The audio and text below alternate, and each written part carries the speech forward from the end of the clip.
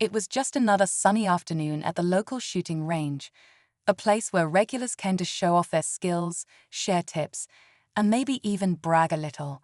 But today, something was different. A quiet woman in her mid-40s walked in, dressed simply in jeans and a faded flannel shirt. She didn't carry any flashy gear, didn't strut like she owned the place. In fact, she barely spoke as she made her way to an empty lane. Most people didn't even notice her until a group of loud, well-dressed shooters did. These are the kind of folks who thought they ruled the range, always comparing calibers, competing for attention, and cracking jokes loud enough for everyone to hear. And when they saw her fumbling with an old case and a basic handgun, the snickers started. "Looks like Grandma's here to knit, not shoot," one of them joked. Another laughed, nudging his buddy, "Maybe she's lost." But what they didn't know was, this woman wasn't just any beginner. She didn't flinch at their mocking words. She didn't defend herself or argue. She simply loaded one bullet, raised her arm, and focused. The entire range grew still. Something about her calm, steady presence shifted the mood. Then came the shot. What happened next left every mouth hanging open, the silence louder than the laughter that came before it. No one expected it. No one saw it coming. And just like that, the snobby grins vanished. But who was this mysterious woman? And what made her shot so unforgettable? Stick around, because this story is only getting started. As the sound of her shot faded into the distance, people stood frozen. Even the cockiest guys in the group blinked in disbelief. The woman didn't look proud or smug. She just calmly stepped back, unloaded her weapon, and quietly set it down. But the buzz around her had only just begun. Whispers filled the air. "Did you see that? No way she pulled that off with that old thing. Was that a bullseye from here?" The same men who laughed at her just moments earlier were now glancing at each other, unsure of what they'd just witnessed. One of them, Jason, the loudest of the bunch and self-declared sharpshooter, stepped forward. He couldn't accept it. "Lucky shot," he muttered, loud enough for others to hear. But deep down, even he wasn't so sure. Someone finally had the courage to ask her, "Ma'am, where'd you learn to shoot like that?" She just smiled politely, offering no clear answer, and went back to quietly packing up her things. As she zipped up her case, another curious voice asked, "Are you military?" She shook her head, but didn't elaborate. That only added to the mystery. Who was this woman? How did someone so unassuming manage a shot that seasoned shooters could barely pull off? People started making guesses. Maybe she was ex-law enforcement, or maybe she grew up around guns in the countryside. A few even wondered if she was just naturally gifted, the kind of rare talent that doesn't need training to shine. But there was something more behind her eyes, something calm, maybe even a little sad. She wasn't just here to prove a point. It felt like she had a reason, a story that hadn't been told yet. And nobody could have guessed what was coming next. Jason couldn't let it go. The woman's silence, her perfect shot, the way she didn't even blink, it all got under his skin. He had built his reputation at the range through years of practice, upgrades, and showing off. And now, in just one moment, this quiet stranger had stolen the spotlight without even trying. So he did what guys like him often do. He challenged her. "You up for a friendly round?" he asked, trying to keep his voice casual, but everyone could hear the tension underneath. She looked at him, not with fear, but with something closer to tired patience. She hesitated, then gave a soft nod. "All right," she said, barely loud enough to hear. The room stirred. Phones came out. People shifted positions to get a better view. While Jason prepared his high-end rifle, cleaning the scope and adjusting settings, the woman stood quietly. She didn't bring any extra gear. No ear-shattering ammo or fancy add-ons, just her basic pistol. One of the younger shooters whispered to his friend, "Who do you think she is?" The friend shrugged. "No clue, but I think we're about to find out." Meanwhile, behind the scenes, the range owner, Rick, watched from the office window. He recognized the woman the moment she walked in. Her name was Emily. She hadn't been around for years. Not since the accident. But Rick said nothing, choosing to watch it unfold on its own. As Jason took the first shot, hitting near center, the crowd cheered. He turned with a proud smirk. "Let's see what you've got," he said. Emily stepped forward again, steady as ever. But before she could raise her arm, someone in the crowd spoke up. "Wait, isn't she the one from that old news story?" And just like that, the room went quiet again. The tension in the room was thick. Even the buzz of the overhead lights seemed louder. All eyes were on Emily now, but she didn't flinch. She stood still, her hand hovering near her pistol, eyes locked on the distant target. But that question, asterisk, "Isn't she the one from that old news story?"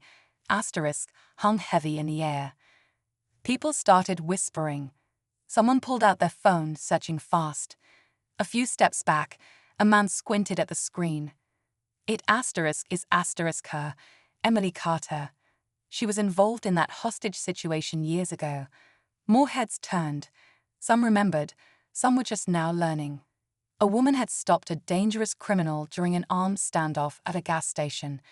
One clean shot, no casualties, no second chance. She disappeared from the spotlight after that, until now. Jason's smirk started to fade. His confidence had cracks now, even if he tried to hide it. "Didn't know you were famous," he said, trying to sound playful, but his voice carried a nervous edge. Emily still didn't answer. Her focus was elsewhere. She raised her pistol, calm and controlled. The room went completely silent. No coughs, no footsteps, not even a shuffle, just the low hum of breath being held. Her finger hovered near the trigger, her stance unshaken. Even the most experienced shooters in the room could feel something different about her presence now. It wasn't just about skill, it was deeper, like she had faced something far worse than any shooting match. Rick, still watching from the office, leaned forward, gripping the edge of the desk. He remembered the day she walked away from it all. Now she was back, and whatever had brought her here tonight, it wasn't just to impress strangers or settle scores. And then, just as her finger began to squeeze the trigger, someone stepped forward from the crowd. "Stop. Emily, you don't have to do this." The voice that rang out cut through the silence like a blade. "Stop. Emily, you don't have to do this." Heads snapped around to see who had spoken. A man in his late 30s pushed through the crowd, breathless, his eyes wide with urgency.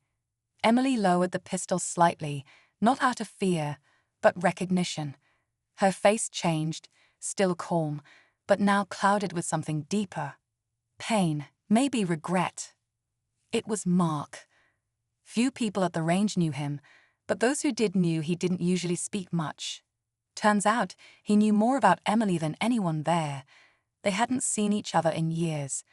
Not since that night, the same night that made her a quiet legend in a dozen old news articles.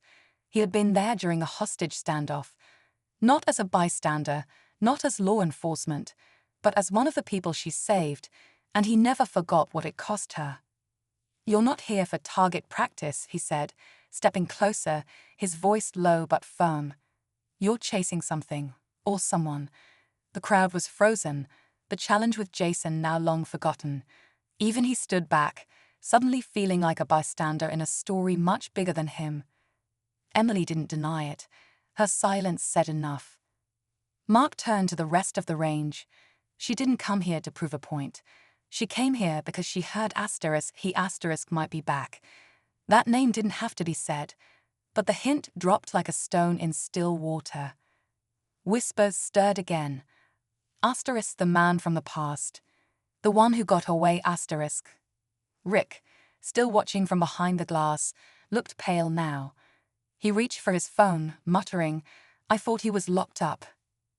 Emily's eyes locked on the target again, but this time it wasn't just a paper circle. Somewhere behind all of this was unfinished business, and it had just resurfaced. Emily didn't blink. Her grip on the pistol tightened again, but now it was no longer about Jason, the challenge, or proving anything.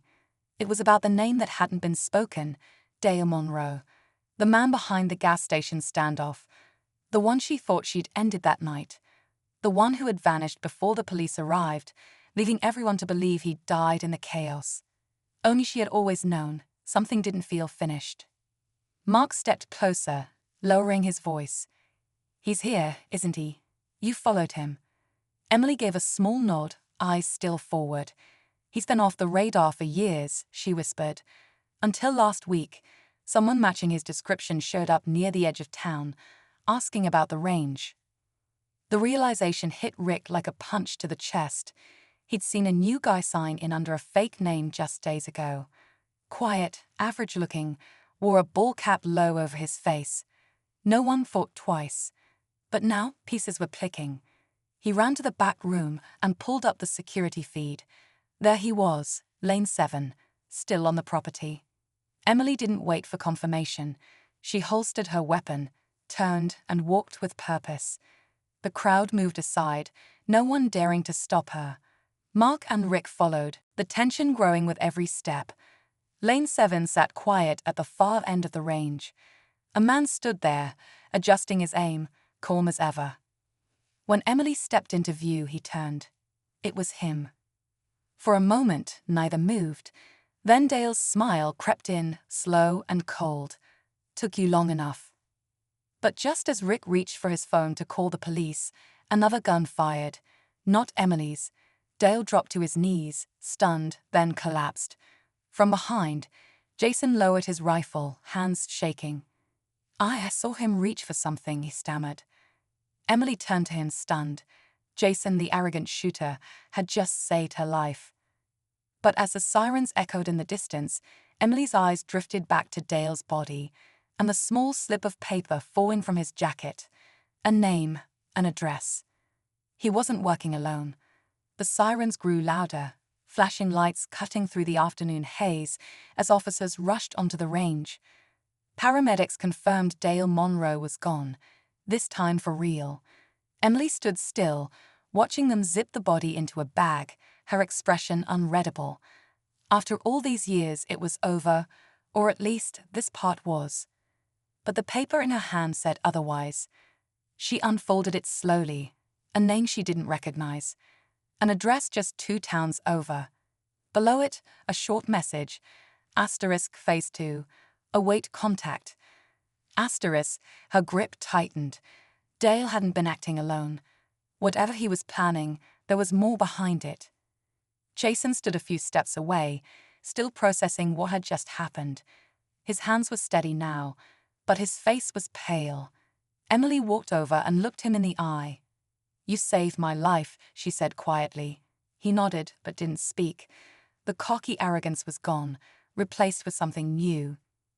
Respect, maybe even humility. Rick approached, his voice softer than usual. "I should have known. I should have said something when I saw his name." Emily gave a faint smile. "It wouldn't have mattered. I needed to face him." The crowd at the range had mostly cleared, leaving behind only silence and the faint smell of gunpowder. Emily gathered her things, slipping the paper into her jacket. Mark caught up to her before she left. "What are you going to do?" he asked. She paused. "Follow the trail." As she walked toward her car, the setting sun cast a long shadow behind her. What started as a simple trip to a shooting range had unraveled years of silence, uncovered unfinished business, and reminded everyone that strength doesn't always look loud. Sometimes it walks in quietly and leaves an unforgettable mark. And Emily Carter had just begun again.